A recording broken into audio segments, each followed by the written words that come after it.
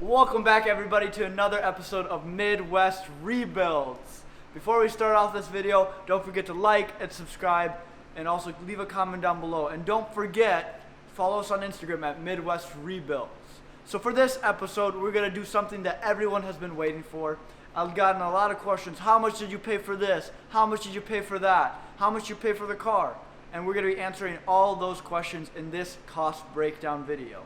So before we even start that, I have a few little mods I want to add to the car. So in today's episode, we're going to start off by changing this out. We got a little bit something special for this wing part, and we got a little filter for the intake as well. So we're going to start off with doing that.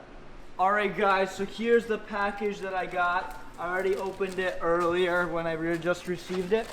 But it is a carbon fiber wing deck. insert. Wing insert. Yeah, I think that's what what it'd it be called, is. yeah. Look at this beautiful carbon fiber weave on this. It's going to add a little bit of character to the rear end of the car, and also it's going to flare out a lot more than the OEM one, and as you can see, it's a lot wider compared to the OEM one. So it's a few bolts on the side here, as you can see, so we'll take care of that. Take off the OEM one and swap this beautiful carbon one in.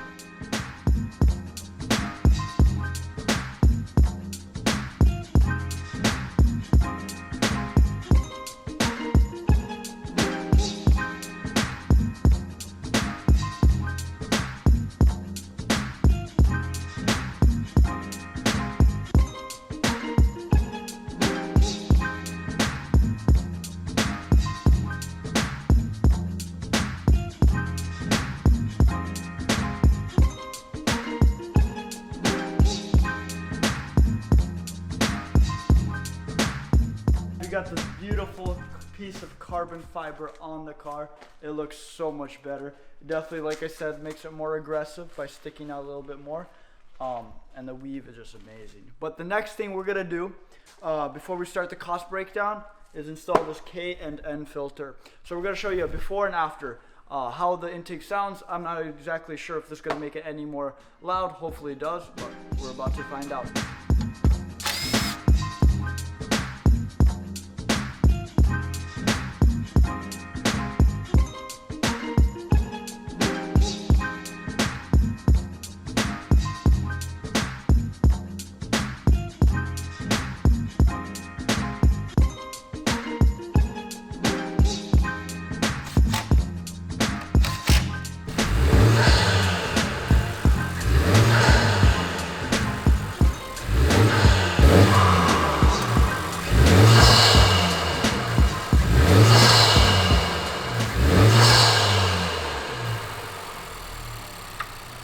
Guys, definitely made a little bit of a difference, nothing too crazy, but it's still going to be a lot better.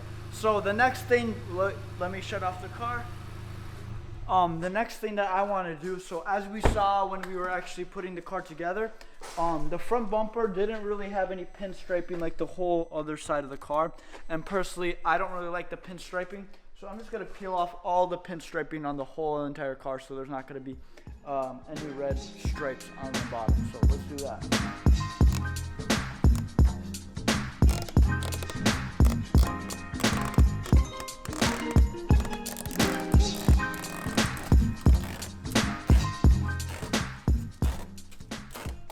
So we got everything we wanted to do with the car done. The car is 100% done, just needs a good thorough wash.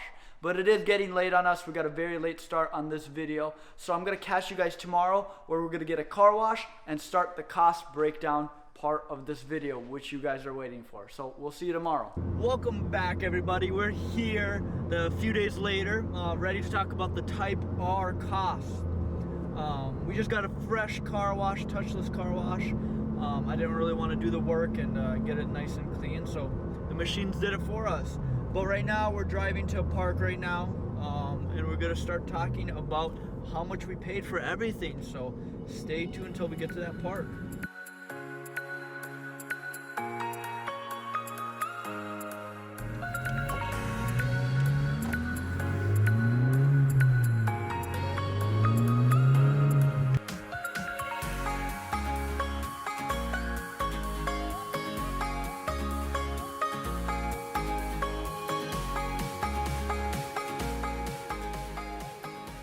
All right, we just got here to the park. As you can see, the car wash didn't do such a good job. It probably would have been better if I did it myself, but I just didn't have that time right now. But she's still looking mean. She's all done. Everything's working like it should. I've been driving it for the last few weeks now, and I've been loving every single moment of it. So let's get started with the cost of everything. I have everything on my phone, so let me pull this all up. And let's start with the biggest question, or the question I got most often. How much did it cost to get this car from Copart? So the final bid of the car, I believe, was $16,800. So after that, Copart has you pay a lot of fees that everyone loves to pay, of course. So that added up to $17,665. Plus, this vehicle was the Type R was bought in Wisconsin. Milwaukee, was it, David? I think it was. Yeah, I think it was Milwaukee. But after that, it had to be shipped to us, which was additional $275.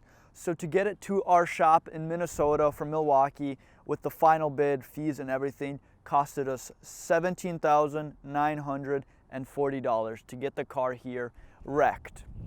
After that, we started buying parts right away.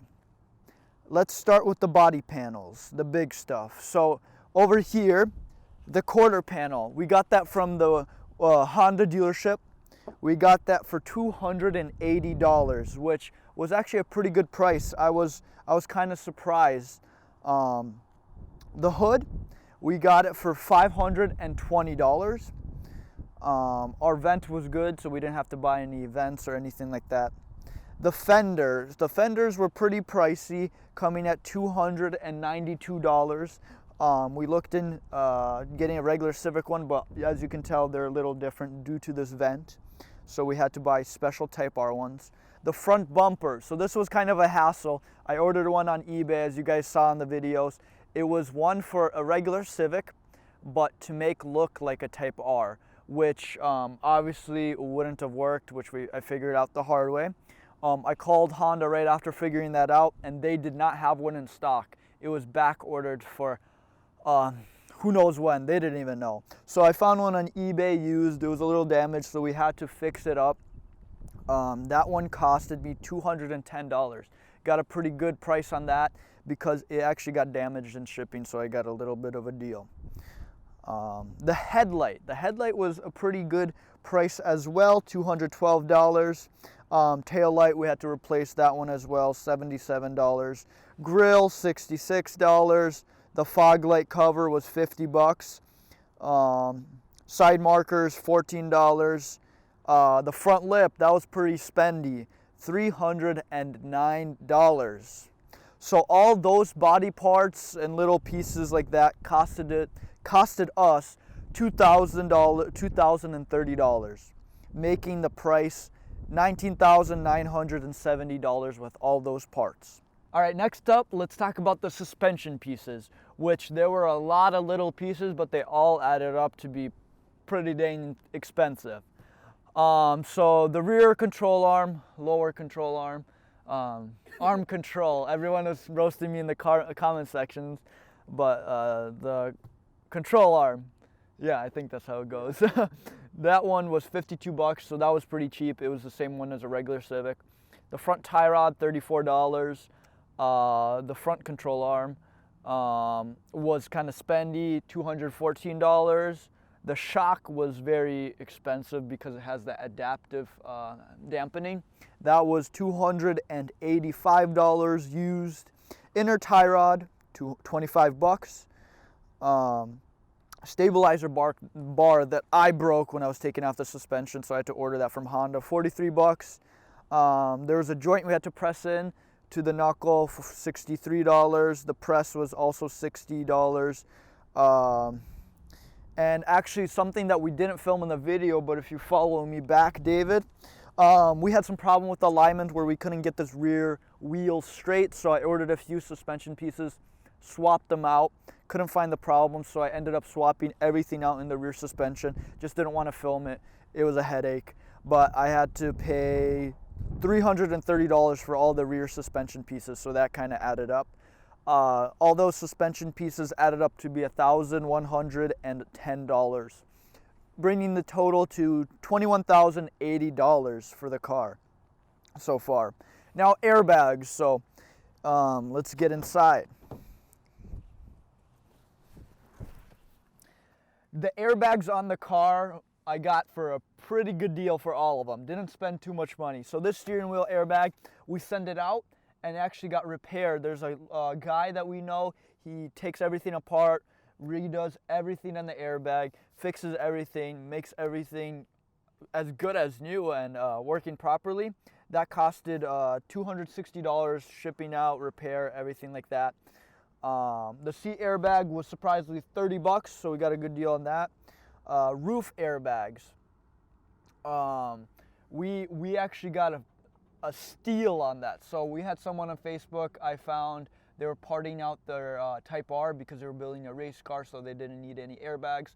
I bought both of the airbags, I think for like $300, and one of them alone is around $350. So I ended up selling one of them. I made a little bit money and I got one for free because I only needed to swap out one. So we got that one swapped out. It's looking beautiful. The roof to be redone because it was a little ripped up was $229, and the seat to get repaired was $50. So all those added up was $574, bringing the total up to $21,654. All right, that's not all, but we're actually gonna head on over to a different park to finish up the final cost and reveal what it all costed at the end. But we'll give you a little review of what we personally think of the car when we're heading over there. So let's go. So what I personally think about the car, I love this car so much. How about you, Dave? What do you think? Yeah, man, I've always wanted a Type R, and after driving this one for a little bit, man, I want one even more than I wanted one before. So if you guys see another Type R build in the future, don't be surprised. Let me give it the beans. Give him the beans, yeah. Woo, this thing rips. She's a spinner, spinning in third gear. I got it spinning in third gear even. Yeah, this thing's crazy. The steering wheel we had to change out. The carbon one got a crack in it, and so the company sent me a new one. So I had to put the OEM one back on.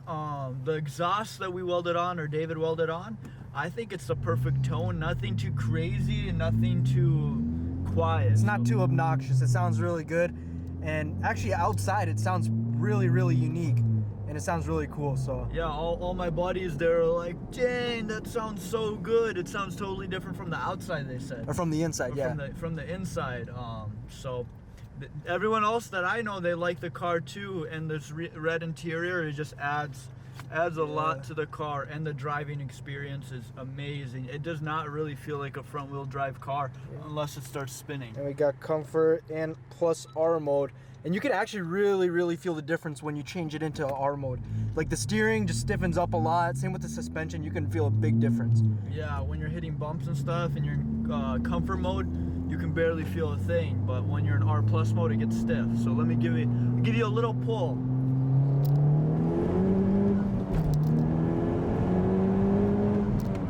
Yeah, she rips. She's a ripper. Yeah. All right, we'll put it up to the next spot and we're gonna finish up on the cost of everything.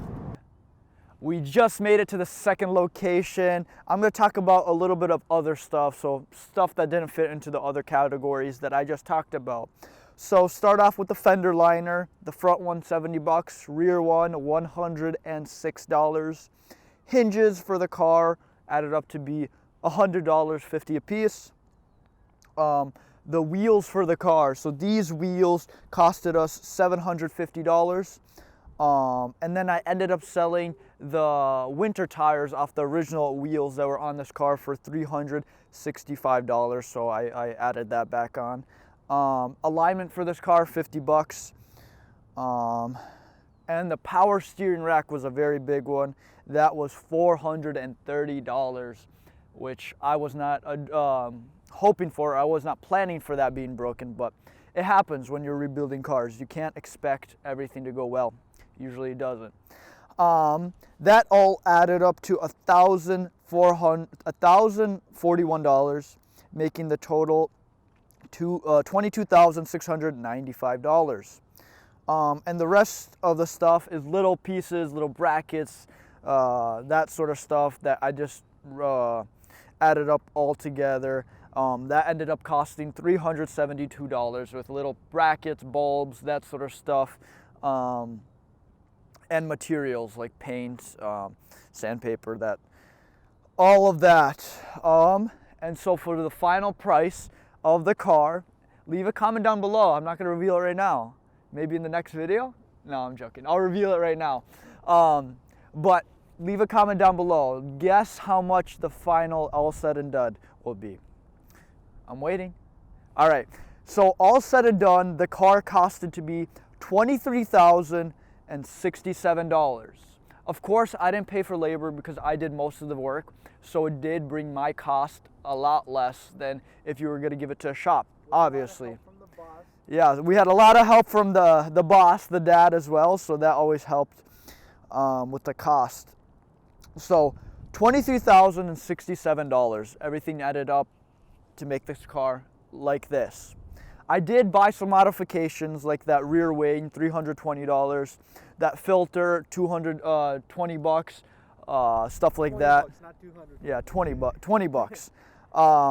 That costed to be $23,407 with the mods, which I personally like. So if you follow me back here, you can tell this wing, it adds a lot more character to the car and it makes it a little bit more aggressive in the rear, which I totally like. It's carbon too. And it's carbon, so makes it lighter, I guess, faster.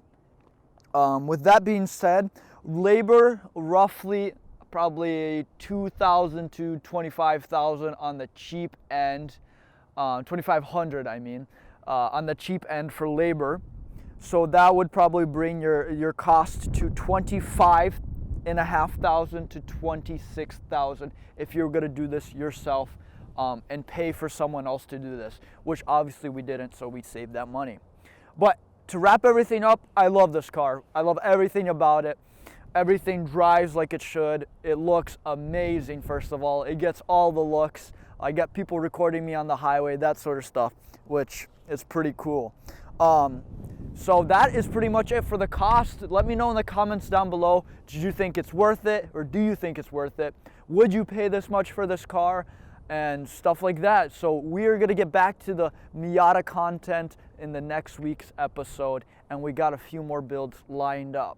So stay tuned, follow us on Instagram at Midwest Rebuilds. We're gonna be opening up a TikTok as well. I know it's kind of corny, but we are. We're gonna be doing that. And then also don't forget to like and subscribe and share your thoughts down below in the video. And we'll see you next week.